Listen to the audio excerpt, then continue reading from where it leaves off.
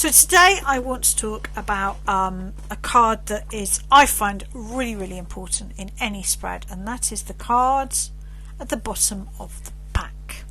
Now, you can find lots of meanings for this card, and I often think of this as the doorstep card, as underpinning the whole spread.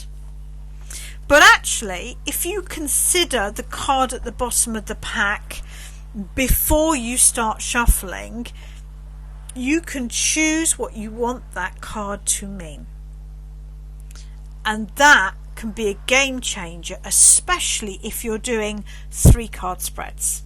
Because if you're doing a 3-card spread and you are including the card at the bottom of the pack, then this card is a quarter of your whole reading. It can be really important. This card could represent something I'm not seeing. It could represent things outside of my control. I have found with tarot that very often, if you're very focused on an outcome, the cards will really read for what you can best do, and they may not highlight things that are outside of your control that you might have to deal with and juggle, because the cards are sort of thinking, well, you've asked how you best use this time, we're not going to confuse you by bringing in stuff that you can't control. So I will often represent what's outside of my control. What am I not seeing? Perhaps if you've as a solo parent, I might do 3 cards for my family. How are we doing right now? And as their father is still around and still seeing them, I might ask that this card represents their father. He is still their father, but he is not a part of our family. So I might read for us and then him slightly separate. If you are asking about your mental health or your emotional health, this card could represent what is having the biggest negative impact on my mental, emotional or physical health. Or you could actually have these 3 cards representing how is my mental, emotional or physical health, with the card at the bottom of the pack being what could I most do to improve my health, in which case you would read this as a positive card. Another little one that I like to play around with, and I've just spent the whole afternoon doing shamanic work, so it's probably very much on my mind. I'm only doing 3 cards readings so that I can demonstrate lots of variety. Of course, this would work for however big or small your spread is. So I'm going to just ask the cards, what do I most need to focus on in my life right now? And the card at the bottom of the pack is, what does my spirit guides want to say to me right now? And that's quite a nice way, if you're interested in spirit guides, that's quite a nice way to begin to build a relationship with your spirit guide. You can simply say, the card at the bottom of the pack is what my spirit guide wants me to know right now. So let's just give it a go. Be interesting to see if it has a different tone to the other 3 cards. So I'm asking the cards, what do I most need to focus on right now? Well, my family, that's super, love that.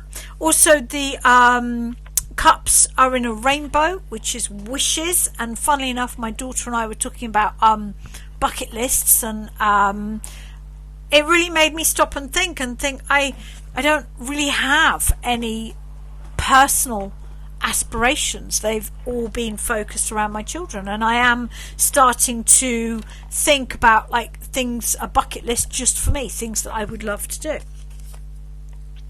It's important that I step out of my comfort zone right now. I have joy, but that it will bring reward, financial reward. And I'm getting justice a lot right now. I think for me at the moment, this is about my soul path. I need to make sure that my life is balanced, because don't forget we've got the scales there, that I'm on my soul path. and that I'm having very clear, focused sort of affirmations on my life path.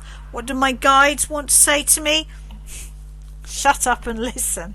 I often think of the Ace of Wands as being the crown chakra, a sudden awareness, the road to Damascus, that boom moment.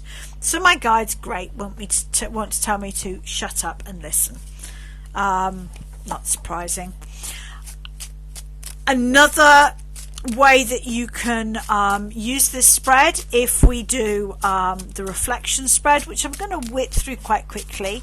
This time I want the card at the bottom of the pack to really represent what is holding me back, because it's very easy to be focused on what it is we're trying to achieve in our life.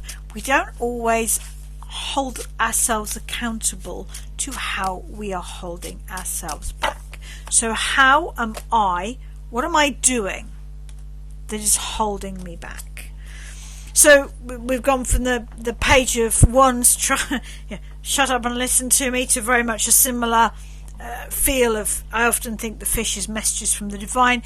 Probably at this point, this is because I have spent most of today doing shamanic work, both with clients and teaching. Now, this is something that's crossing me. This is something I need to step into.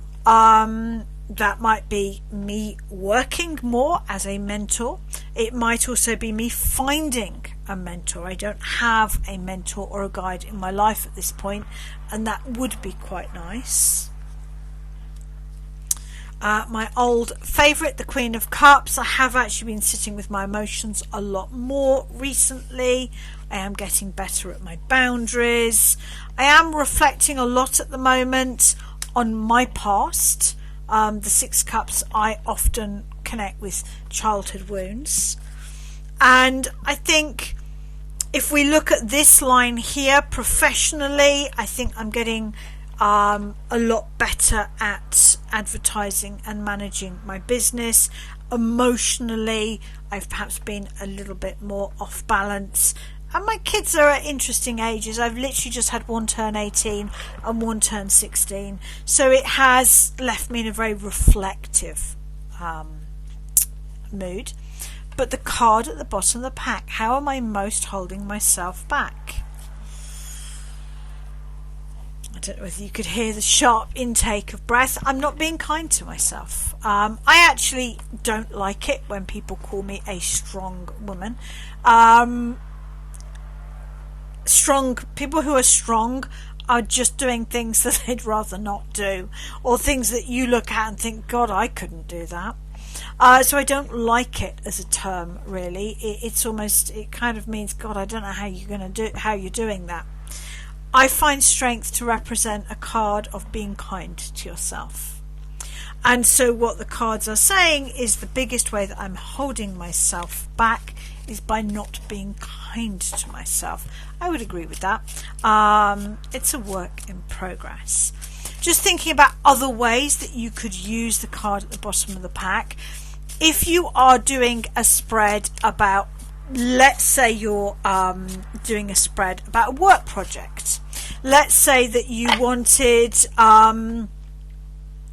to really understand a work project that you've got going on right now. You could do a beautiful 9-card spread, 3 cards for the past, 3 cards for the present, 3 cards for the as yet unformed future, and the card at the bottom of the pack could be, what advice do you have for me to really make this work? You might think that I'm most focused on the advice line, so I'm going to make the card at the bottom of the pack a sort of an extra added advice card.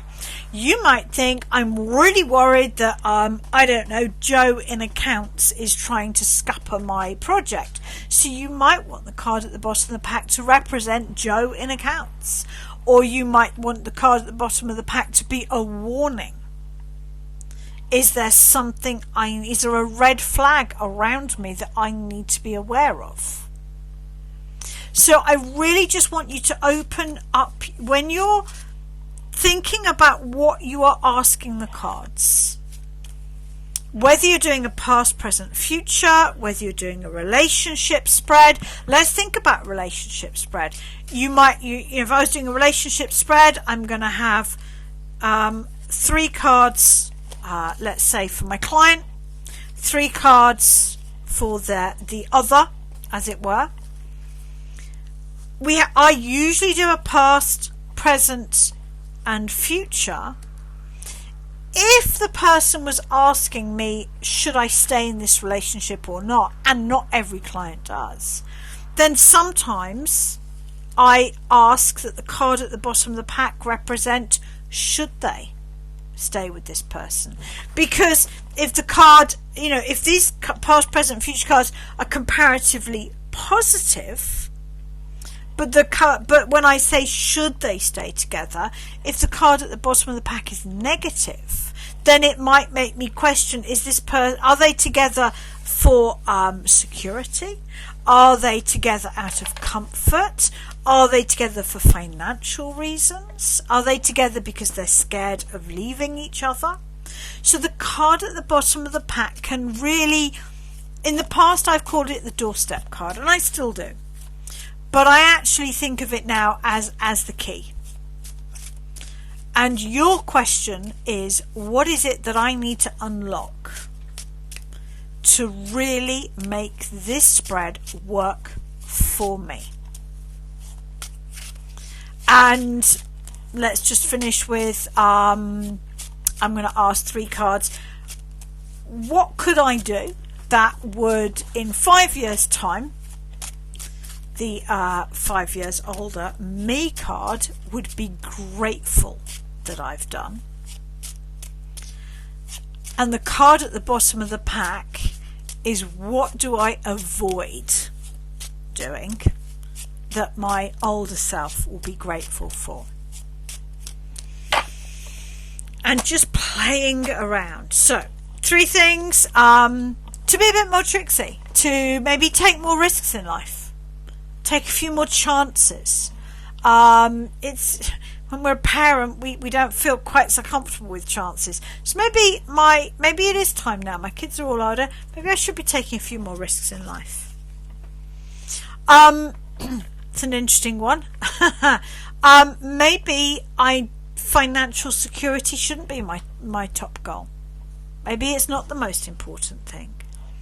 But being a mother is.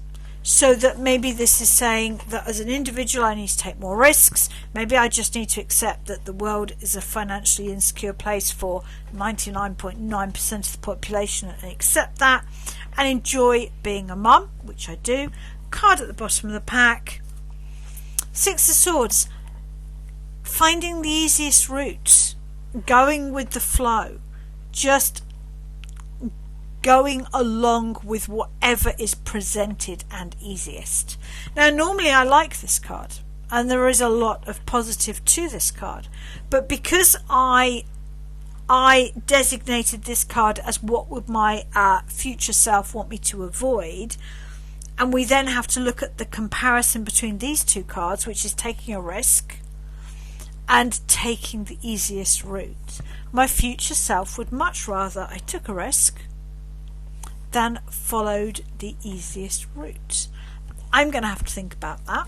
And I think by choosing the card at the bottom of the pack to be almost antagonistic to the core of the spread you're reading for, it will break the habit of staying in your tram lines, of constantly reading for the same questions in the same way. One could argue that when we read like this, we are trying to encourage the card at the bottom of the pack to be the devil's advocate, to say something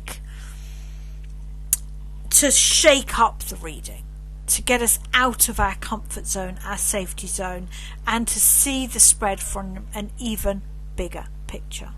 So however you choose to use it wisely, because it's a really powerful card.